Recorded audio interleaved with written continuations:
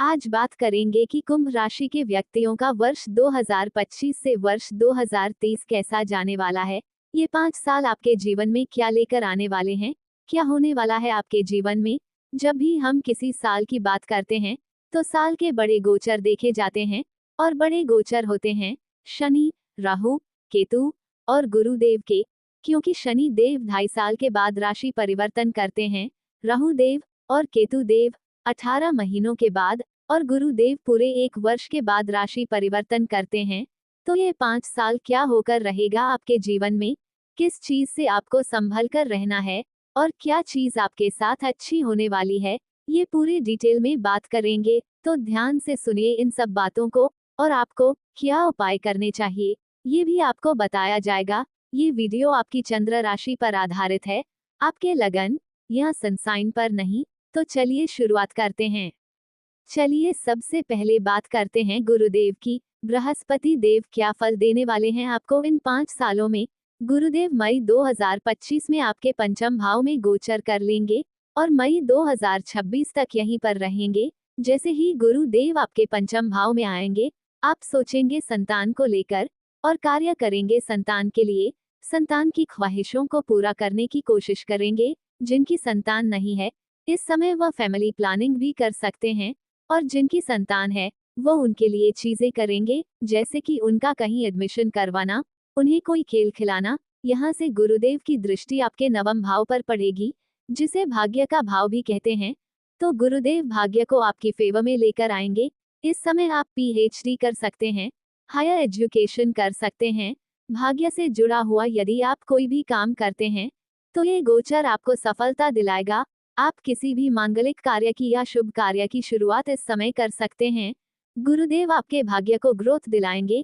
इसके अलावा गुरुदेव की दृष्टि आपके 11वें भाव पर पड़ेगी, जिसके परिणाम स्वरूप आपकी प्रमोशन हो सकती है। आपके मल्टीपल सोर्सेज ऑफ इनकम खुल सकते हैं। इसके साथ साथ गुरुदेव आपके पहले भाव को भी देखेंगे, जिसके परिणाम स्वरूप आपके अंदर मैच्योरिटी आएगी। आपको नेम और फेम की प्राप्ति हो सकती है। कोई ना कोई अचीवमेंट आपको मिल सकती है और आपकी स्पिरिचुअल कनेक्टिविटी भी बढ़ सकती है। इसके बाद गुरुदेव आपके छठे भाव में गोचर कर लेंगे मई 2026 से मई 2027 तक और इस समय गुरुदेव उच्च के भी हो जाएंगे।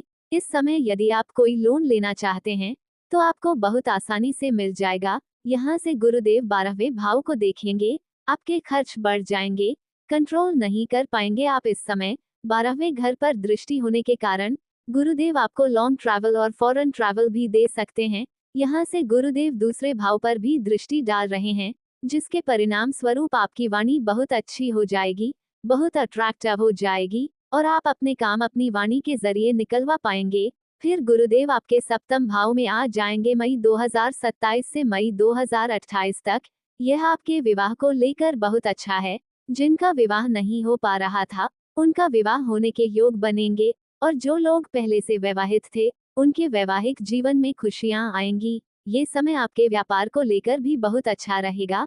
बिजनेस पार्टनरशिप के लिए भी बहुत अच्छा रहेगा। आपके ऑनलाइन या फिर मार्केटिंग से जुड़े काम भी बहुत अच्छे चलेंगे इस समय। पर फिर गुरुदेव आपके अष्टम भाव में आ जाएंगे मई 2028 से मई 2029 तक। गुरुदेव के यहाँ पर आने के बाद आपको अपने स्वास्थ्य का ध्यान रखना है, खासकर पेट से संबंधित चीजों का और खाने पीने का खास ध्यान रखिएगा। लेकिन इस समय गुरुदेव आपको गहन अध्ययन देंगे, आपको डीप नॉलेज देंगे, आप नई चीजों को सीखेंगे। अब शनि देव की बात करें तो इन 5 सालों में शनि देव आपको क्या फल देंगे। इस समय शनिदेव आपके पहले भाव में हैं, आपकी 7.5 चल रही है, लेकिन मार्च 2025 में शनि देव आपके दूसरे भाव में चले जाएंगे। शनि देव के दूसरे भाव में आने से आपकी 7.5 के अंतिम चरण की शुरुआत हो जाएगी। फरवरी 2028 तक शनि देव यहीं पर रहेंगे। इस समय शनि देव की 7.5 खत्म होगी, लेकिन अभी शनि देव आपके दूसरे भाग में आने वाले हैं मार्च 2024 में और लगभग 3 साल तक शनि देव यहीं पर रहेंगे। ये समय आपके बैंक बैलेंस को अच्छा बनाने के लिए बहुत अच्छा रहेगा, क्योंकि शनि देव आपके धन के भाव में बैठे हैं। आपकी फाइनेंशियल सिचुएशन अच्छी हो जाएगी। आपकी फैमिली में जो भी परेशानी चल रही थी वो परेशानी भी दूर होगी, क्योंकि यह भाव परिवार का भी होता है।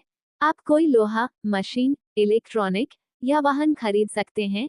इन 3 सालों में आपके डिजायर्स पूरे होंगे इस समय, लेकिन आपको माता के स्वास्थ्य का ध्यान देना है और माता का भी बेकार की चीजों के बारे में सोचना देखा जाएगा इस समय।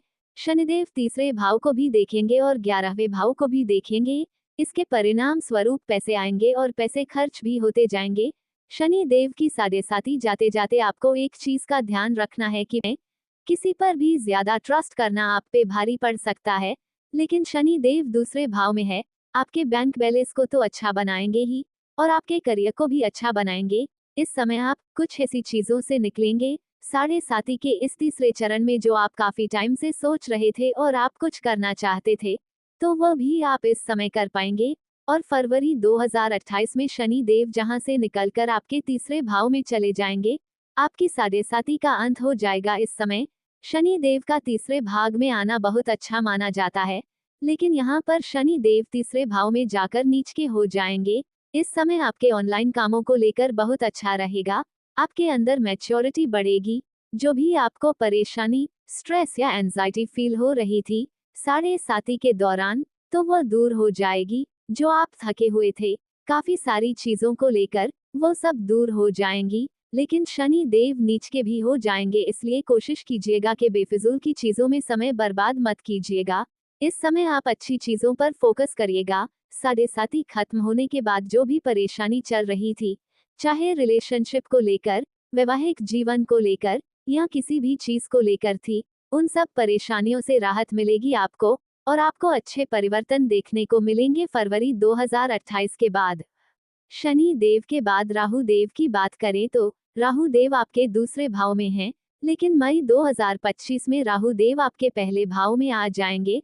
दिसंबर 2026 तक राहु देव यहीं पर रहेंगे और केतु देव आपके सप्तम भाव में आ जाएंगे।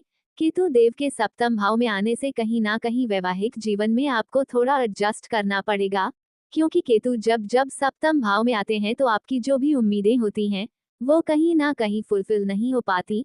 इस समय आप डिसैटिस्फाइड रहते हैं, असंतुष्ट रहते हैं। चाहे आपको सब कुछ मिल रहा हो, तब भी आप थोड़े असंतुष्ट रहते हैं, तो इसमें आपको थोड़ा एडजस्ट करना होगा। और जब राहु देव पहले भाव में आते हैं चंद्रमा के ऊपर, तो इस समय या तो राहु देव आपको ओवर कॉन्फिडेंट कर देते हैं या फिर आपके अंदर कॉन्फिडेंस की कमी कर देते हैं। कभी कभी आपको लगता है कि मुझे सब कुछ पता है, मैं बहुत चालाक और समझदार हूँ, और कभी कभी आप डरने लग जाते हैं। इस समय आप थोड़े कंफ्यूज रहेंगे। इस समय आपको ध्यान रखना है, अपने प्रेम प्यार पर शंका नहीं करनी है, पॉजिटिव रहना है। इसके बाद राहु देव आपके 12वें भाव में आएंगे दिसंबर 2026 से जून 2028 तक।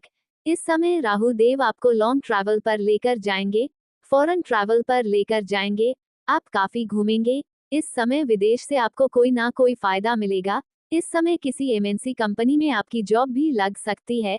इस समय कहीं ना कहीं से आपको फॉरेन इनकम प्राप्त होगी, लेकिन इस समय आपको ध्यान रखना है कि कहीं कोई आप पर कोई झूठा इल्जाम ना लगाए, क्योंकि इल्जाम के चांसेस भी बनते हैं जब राहु देव 12वें भाव में आते हैं।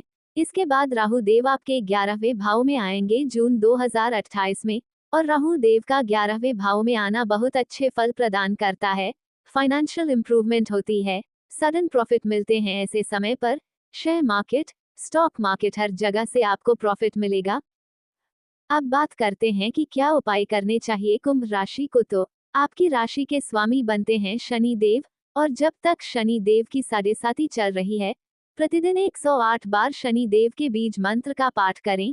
शम शनैश्चराय नमः। इसके साथ साथ उगते हुए सूर्य को जल अर्पित करें तांबे के बर्तन से, और हनुमान चालीसा का पाठ भी प्रतिदिन अवश्य करें। अगर ये वीडियो आपको अच्छी लगी हो तो हमारे साथ बने रहिए और चैनल को लाइक, शेयर और सब्सक्राइब करिए। धन्यवाद।